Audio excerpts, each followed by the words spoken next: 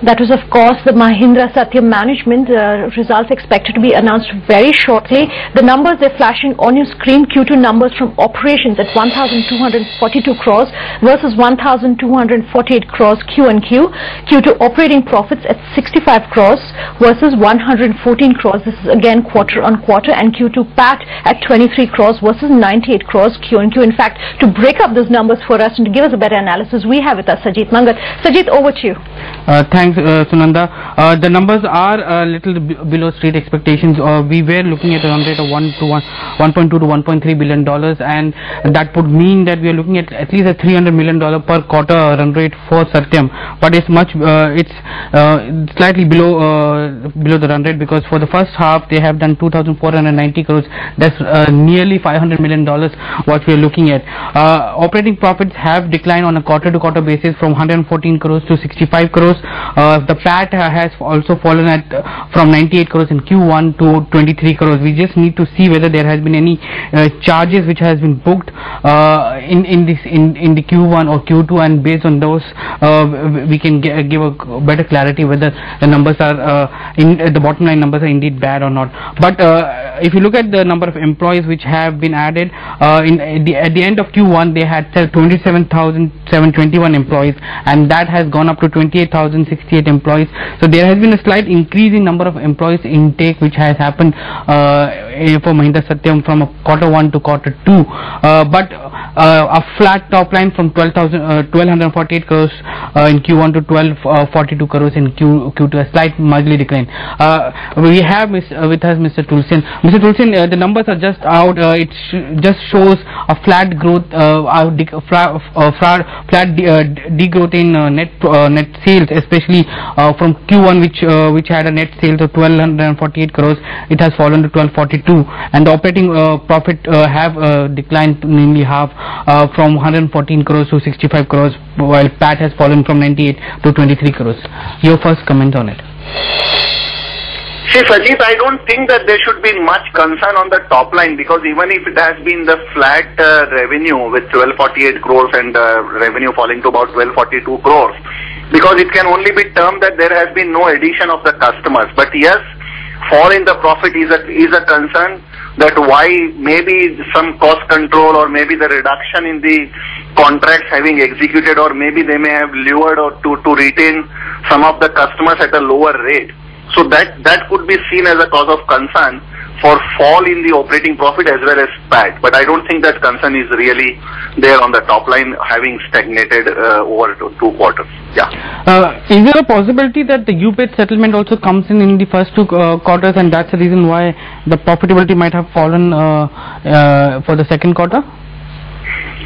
It's difficult unless until you need to see the detailed figures in detail, but I don't think that should be there, because majority of that got provided, and I don't think that. But still, one has to see whether that has been booked or not. Mr. Tulsian, on the operating profit margin, if you look at, you were with us for the full year numbers which came in, and at that point of time we were looking at an EBITDA of 456.9 crores for FY10, and now we are talking about a total for the half yearly 179 crores. The street was expecting a run rate of 1.2 to 1.3 billion, which is pretty much in line, a flat growth for Satyam in FY11. It seems that as of now it's lagging behind that kind of expectation. Do you expect some kind of back end growth coming in the third and fourth quarter going forward? See, I don't think that there is likely to be massive growth in the second half. But yes, I think that second half should be much better than what we have seen in H1. But if I just summarize the whole, Sajid, here, FY10 has been more of the consolidation, or maybe the correction, or whatever frauds having been committed in last 6, 7, 8 years everything got reflected. So that has been a very good move on part of the company. Now, in fact, this should be treated as the first year after having company got into the control of Mahindras, and this should be taken as the first year. And if we break this FY11 in 2 parts, H1 and H2, I don't think that there should be massive improvement in the working of the H2, but yes, there is likely to be flat top line but yes, with a good improvement in the bottom line in the second half. Yeah.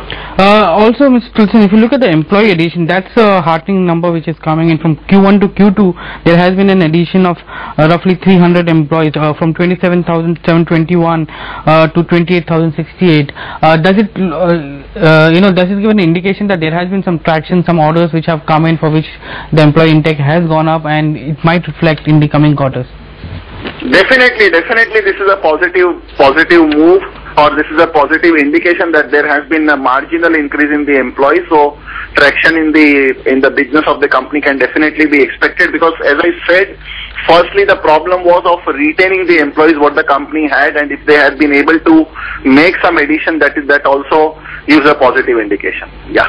Also, sir, how much importance should we put to the EBITDA margins, because the street was expecting an EBITDA margin of 13 to 16% for the second quarter, but it has come to close to 5% in this second quarter.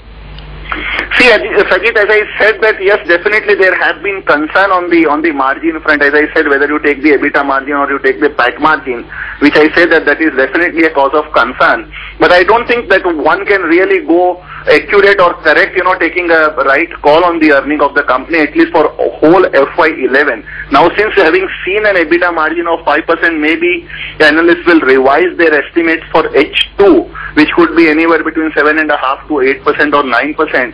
But going forward, at least one can say that if you have the increase in the employee, if you have the good cash balance lying with the company, if you have been able to retain your customers, and if you have a top line, which is likely to be at least $1.2 billion, those things are definitely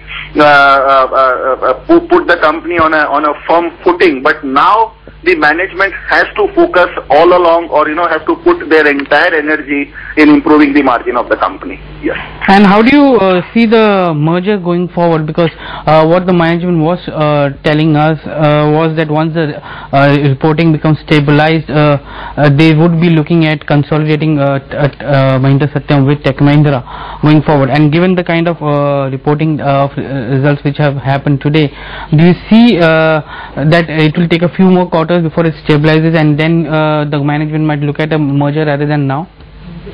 See, again, I don't think that one should really, this is just a condition precedent for settlement, or for stabilizing the operations of Mahindra Satyam to have its merger with Tech Mahindra, or maybe vice versa. I don't think that is just a condition precedent, but yes, having, as I said, that accounts having finalized, they can definitely initiate this move, and I don't think that there should be a waiting of next 2 quarters or so, because it all depends. One has to first work out whether the merger of Mahindra Satyam will take place in Tech Mahindra, or Tech Mahindra will get merged with Mahindra Satyam, number one. Number two, it all depends. Suppose if you have these kind of performance, and if you want to make it promoter friendly, it is better to, because look into the shareholding pattern and all that. It all depends on the broad contours. What are the shareholding, what are the, which company is going to get merged, and what will be the final outcome on the valuation front, and all these things. But I don't think that merger should get delayed for such a long time. The process of merger should get initiated in next couple of months. Mr. Tulsian, thank you very much.